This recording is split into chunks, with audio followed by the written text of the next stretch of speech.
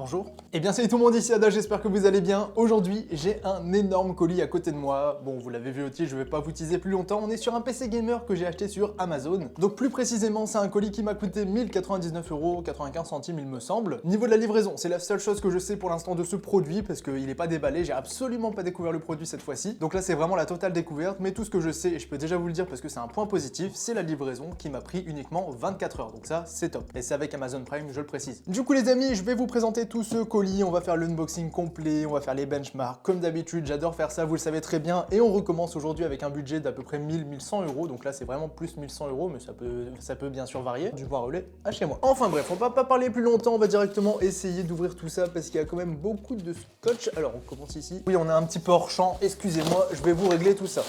Alors tout de suite, énormément de protection, ça c'est cool.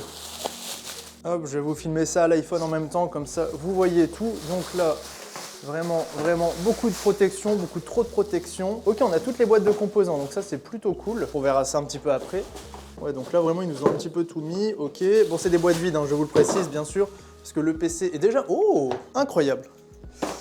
Très bien. Ah franchement le PC, je m'attendais à avoir une petite bouse, et bah je vais peut-être être surpris. Et du coup le boîtier en lui-même, vous le voyez, c'est du MSI, ça j'étais au courant. Bon, je vais poser l'iPhone, je vais le sortir. Bon les amis, on se retrouve juste ici avec la boîte, une boîte de chez MSI, hein, vous l'avez reconnu tout de suite, on est sur un boîtier de chez MSI, ça j'étais au courant. D'ailleurs pendant que je loue, je peux vous dire pourquoi j'ai acheté ce PC. Tout simplement, bah j'ai fait un petit peu comme pour la dernière fois que j'ai fait un PC Amazon. J'ai tapé PC Gamer dans la barre de recherche et je suis tout simplement tombé sur celui-ci qui me paraissait être le plus intéressant, qui avait de bons avis. Et bien évidemment, tout ça, on doit le vérifier. C'est normal. Voici le PC, il arrive, il va sortir. Bon, on va le faire sortir comme ça. Ceci était un unboxing pas très conventionnel. Donc là, on a quelques petits papiers. Bon, ça, voilà, on met de côté. On s'en fiche un petit peu. Moi, ce qui m'intéresse, bien sûr, c'est le PC qui est juste ici. Bon, il n'est pas tout léger non plus, donc ça, c'est un bon point parce que souvenez-vous du PC à 600 € de Cdiscount, c'était une horreur et il était très léger. Là, il a beaucoup plus le poids d'un PC gamer et ça me rassure. Ah oui, et juste avant de vous le présenter, je vous mettrai pour les curieux le lien de ce PC en description, bien évidemment, comme d'habitude. Alors, premier bon point, déjà tout de suite, vous le voyez, il est protégé comme les PC de chez Memory PC. Ça, c'est très bien. Bon, bien sûr, on va ouvrir tout ça. Hop, c'est bien, il n'y a pas besoin de tournevis pour le coup. Franchement, à première vue, le PC, il a l'air vachement quali, hein. Ça, bon, ok, j'avoue, avec un tournevis, c'est quand même beaucoup plus pratique. Hop, et voici. Donc déjà, on est sur du verre trempé. Ça, c'est top du top. C'est de la bonne qualité. On va détailler tout ce PC. Le voici juste ici. Attention, là, ça va vraiment être la révélation. Je sais pas ce qu'il y a en dessous. Vous savez quoi? Regardez avant moi.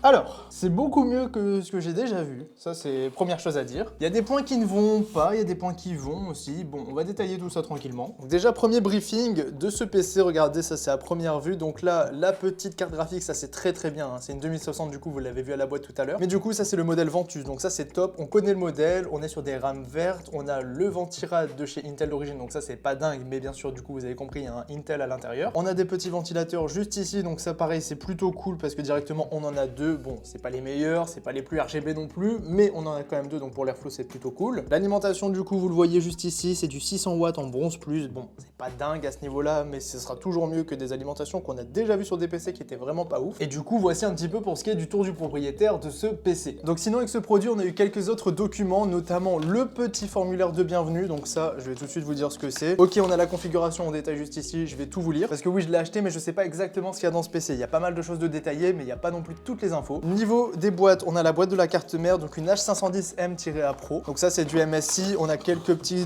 documents à l'intérieur. Bon ok, on a directement la petite boîte du stockage. On a aussi le cordon d'alimentation pour ce PC. On a, visiblement, on a une petite clé Wi-Fi. Ok, donc on a une clé Wi-Fi, c'est bien ça. Bon, clairement, c'est pas du tout ce que je peux vous conseiller. Vraiment, loin de là, ça marche pas très bien normalement, ce genre de choses. Je vous conseille vraiment de passer par Ethernet ou par CPL éventuellement. Ça coûte pas très cher et franchement, c'est quand même beaucoup mieux. Et sinon, voici pour ce qui est de la boîte de la carte mère, on va dire qu'il y a le nécessaire. Ensuite, on a la petite boîte de la RTX 2060. Donc pourquoi une RTX 2060? À quoi ça sert? Ça sert à jouer en 1080p dans de très bonnes conditions, que ce soit du moyen, du élevé ou du ultra. Généralement, ça tourne très bien. On va vérifier ça bien sûr par la suite, mais déjà, ce qui est cool, cool, c'est qu'on a le modèle Ventus, qui est un modèle qui n'est pas haut de gamme, mais qui est un bon modèle de carte graphique. Encore une fois, c'est du MSI, donc ça nous fait la carte mère, le boîtier et aussi la carte graphique qui sont de chez MSI, donc ça c'est plutôt cool. Ensuite, pour finir au niveau des boîtes, on a la boîte de l'alimentation. Bon là, clairement, c'est quelque chose que je connais pas très bien, mais au moins on a la boîte et on peut savoir un petit peu plus ce que c'est. Mais du coup, je vous ai déjà dit ce que c'est du 600 watts certifié bronze plus et la marque, enfin je pense que la marque c'est CIT ou CIT, je sais pas comment ça se dit, et c'est le modèle FX Pro 600 watts. Je pense que c'est un petit peu plus comme ça que ça se dit. Et sinon, là on a quelques paperasses de chez MSI. Oui, le boîtier c'est le Vampiric, je vous ai pas dit. C'est un boîtier qui est plutôt cool. Le boîtier, on avait le choix, hein. Il y avait pas mal de configurations. Là, j'ai choisi celui-ci parce qu'il est bien et il est joli. Mais à ce niveau-là, on avait quand même un petit peu de choix. Et sinon, pour continuer avec cette configuration, au niveau du stockage principal, il y a Windows dessus et on a 240 Go. On a aussi un stockage secondaire de 1 ou 2 Tera, je vais vérifier tout ça. On a un 10400F pour le processeur avec le ventirad qui va avec, donc ça c'est pas dingue. Et niveau des barrettes de RAM, je vais vous dire tout de suite ce que c'est, à quoi s'attendre. Donc ici, on est sur des barrettes de chez Crucial, on est sur du 8 Go par barrette à 3200 MHz, case 22. Donc ça c'est un peu dommage d'avoir du case 22 à l'intérieur de ceci. Ça reste du 3200 MHz, mais on aurait bien sûr préféré du case 16 et aussi avoir des RAM qui sont plus avec un dissipateur, même si au final, bon,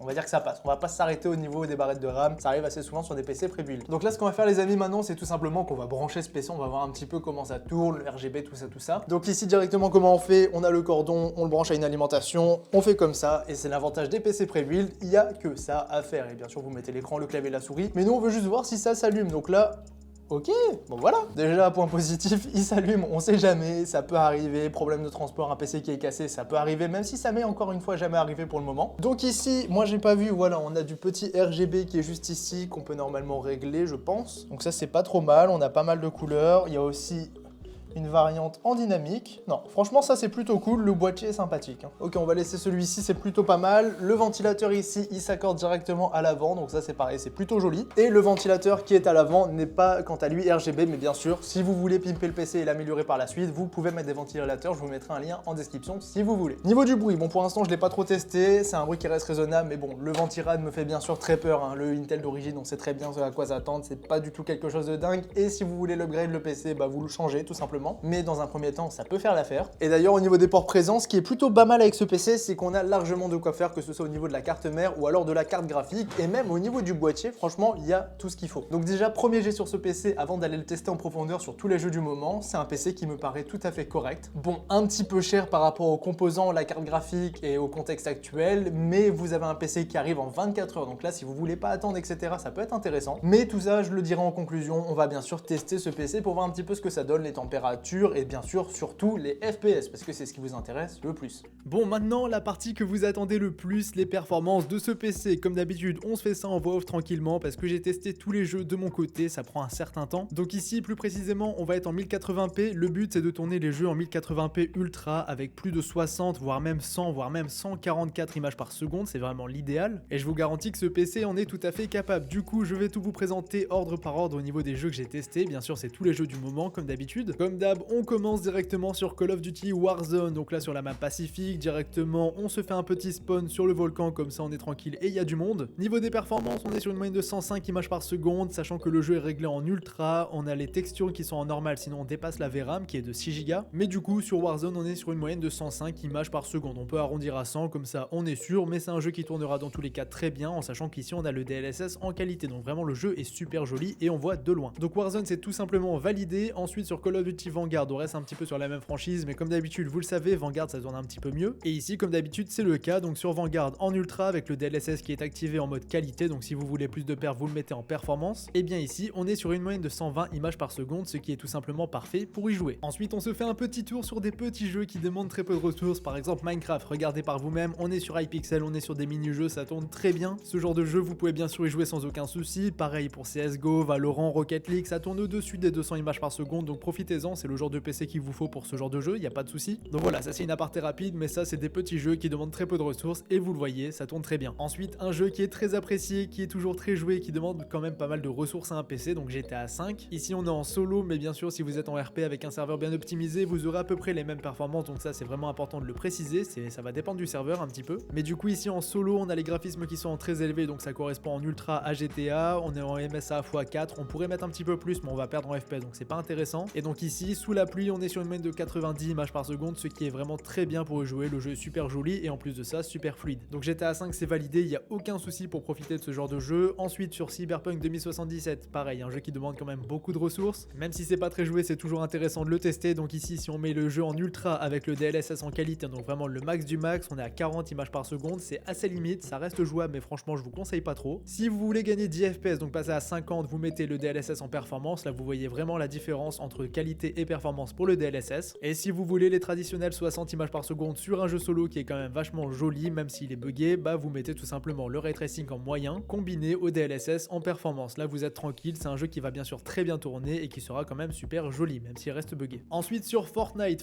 j'aime pas, vous le savez très bien, mais bon, encore une fois, je l'ai testé pour vous. Donc si on se met sur le jeu en épique, en battle royale, on est sur une moyenne de 90 voire 110 images par seconde, ça va dépendre un petit peu de ce qu'on fait. Fortnite, ce que je veux vraiment vous conseiller de faire, c'est de mettre toujours une limite de FPS. Ne mettez pas en illimité, ça peut vous éviter beaucoup de micro-freeze. J'ai aussi testé le jeu avec les graphismes en performance, donc tout en low, sauf le render distance au maximum et les rendus 3D au maximum aussi. Bien sûr, pour faire cela, faut désactiver le DLSS. Tout à l'heure, on l'avait activé, il était en performance. Et bien dans ce cas-ci, avec cette config-là, on est sur une moyenne de 185 images par seconde, ce qui est excellent pour jouer à Fortnite, bien sûr. Ensuite, un jeu qui demande quand même beaucoup de ressources, c'est pour ça que je l'ai mis dans ce test-là, donc God of War qui vient de sortir sur PC, je vous le rappelle. C'est pareil, c'est un gros jeu solo qui demande beaucoup de performance à un PC, donc là si on met les graphismes au minimum, donc en bas on est sur une moyenne de 130 images par seconde, très bien pour y jouer, mais le jeu n'est pas très joli. Si on met les graphismes en ultra tout de suite, c'est un peu plus compliqué, mais le jeu reste quand même tout à fait jouable, parce qu'on est sur une moyenne tout de même de 55-60 images par seconde, c'est très bien. Et si on baisse un peu, comment en élever, donc on fait quelques compromis, mais on a quand même un très joli jeu. Ici on est sur une moyenne de 80 images par seconde, ce qui est largement suffisant pour y jouer. Ensuite sur un petit jeu, donc Apex, donc là cette fois-ci je l'ai mis en ultra, on est sur une moyenne de 135 images par seconde en Battle Royale, c'est largement suffisant pour jouer à ce jeu. Battlefield 2042, c'est pareil, c'est un jeu qui demande vraiment beaucoup de ressources, qui est super mal opti, un petit peu à l'image de Cyberpunk. Ici, je vous conseille de mettre le jeu en moyen pour tourner vers 75-80 images par seconde. Si on met au-dessus, par exemple élevé ou ultra, c'est possible, le jeu va tourner, mais franchement je vous conseille pas, ça fait quelques petits micro-freeze par moment, donc vraiment mettez en moyen, c'est ce que je vous conseille le plus sur ce genre de jeu qui restera toujours très buggé. Mais en soi, le PC te permet de le faire tourner, donc il n'y a pas trop de soucis à ce niveau-là. Et pour en finir avec les tests les amis, on est parti directement sur Forza Horizon 5, c'est pareil, c'est un jeu très joué qui demande pas mal de ressources. Ici on a les graphismes qui sont en élevé, donc c'est pas mal, le jeu restera vraiment joli. J'ai comme d'hab fait le mode benchmark et on est sur une moyenne de 100 images par seconde, c'est très bien, le jeu est super joli et en plus de ça super fluide. Donc voici pour ce qui est des benchmarks et de tous les tests gaming les amis, vous l'avez vu, c'est un PC qui s'en sort très bien et qui fait tourner tous les jeux. Si vous voulez les scores 3D Mark et Cinebench, je vous les mets à l'écran directement, c'est des scores assez honorables. Après bien sûr on a l'habitude dans ce genre de config, c'est à peu près toujours les mêmes scores. Ah oui, et concernant le montage photo vidéo, c'est tout à fait jouable avec ce genre de PC, du Premiere Pro, du Photoshop, ça va tourner, il n'y a pas trop de soucis pour faire ces montages YouTube. Bien sûr je vous conseille toujours d'avoir un PC un peu plus performant que celui-ci pour faire cela, mais ça reste quand même jouable. Par contre pour ce qui est du streaming sur Twitch, là je vous conseille de mettre un petit peu plus de budget dans votre PC, par exemple 1500 € pour avoir une base un petit peu plus solide, parce que là le 10400F est assez limite, même si on est quand même sur une bonne petite config dans l'ensemble. C'est pareil que pour le montage, ça restera jouable si vous avez pas trop d'attente en termes de streaming. Si vous jouez à des petits jeux, bah c'est tout à fait possible. Par contre si vous commencez à jouer sur des gros jeux comme Warzone etc,